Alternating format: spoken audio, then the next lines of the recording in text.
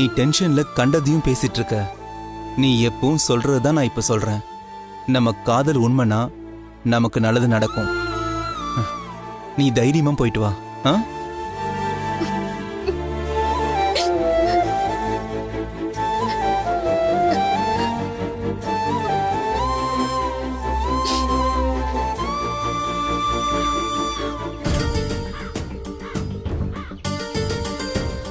Hello, நான் சீதா பேசுறேங்க.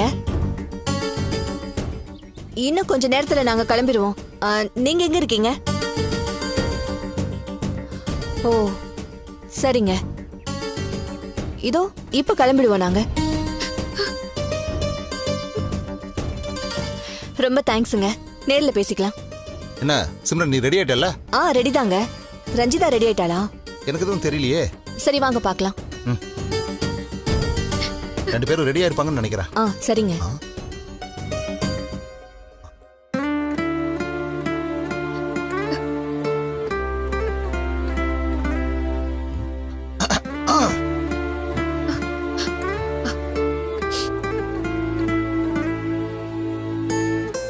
சரி போலாம் வா.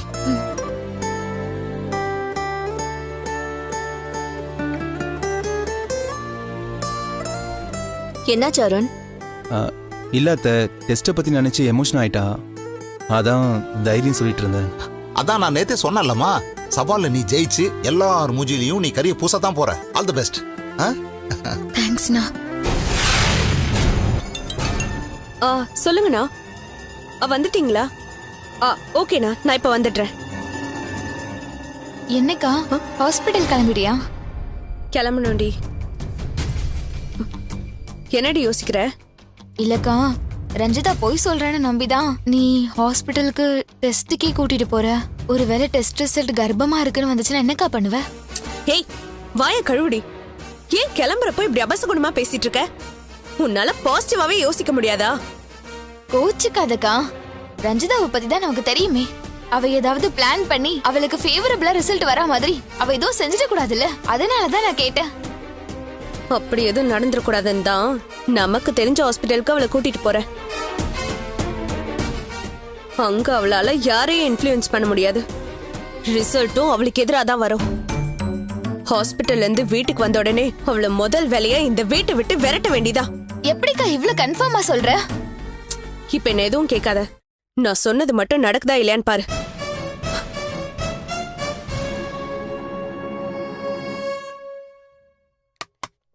கல்பனா, கார் வந்துருச்சு, நான் போயிட்டு வந்துடுறேன். கல்பனா, அண்ணி, நான் பேசுறது கூட கவனிக்காம அப்படி என்ன யோசிச்சுட்டு இருக்க? அண்ணி, நம்ம பார்த்த ஜோசியர் நல்ல ஜோசியர் தானா? ஏமா அப்படி கேக்குற? இல்லத்த, அவர் சொன்னதை நம்பிதான் ரஞ்சிதாவை டெஸ்ட்டுக்கு கூட்டிட்டு போறோம். அவ சொல்றது போயினா டெஸ்ட்டுக்கு வரமாட்டேன்னு கலாட்டா பண்ணிருப்பா, இல்ல ஏதாச்சும் செஞ்சு நம்ம எல்லாரையும் டைவர்ட் பண்ணிருப்பா. ஆனா அவ தைரியமா வரேன்னு ஒத்துக்கிட்டாளே அத்த. அப்படின்னா அவ நிஜமாவே கர்ப்பமா இருக்கான்னு தானே அர்த்தம். அதனாலதான் எனக்கு ஜோசியர் மேல ஒரு சின்ன சந்தேகம் வருது. அவரை சந்தேகப்படாத கல்பனா. அவரை எங்களுக்கு ரொம்ப வருஷமா தெரியுமா. அவர் என்ன சொன்னாலும் சரியா தான் இருக்குமா. அப்புறம் எப்படி அத்த ரஞ்சிதா இதுக்கு சம்மதிச்சா? அங்கதான் எனக்கு ரொம்ப குழப்பமா இருக்கு. ஒரு குழப்பமும் இல்ல கல்பனா. அவதான் கிரிமினல் ஆச்சே. ஹாஸ்பிட்டல் வந்து ஏதாவது ஒண்ணு கெடுக்கலான்னு யோசிப்பா.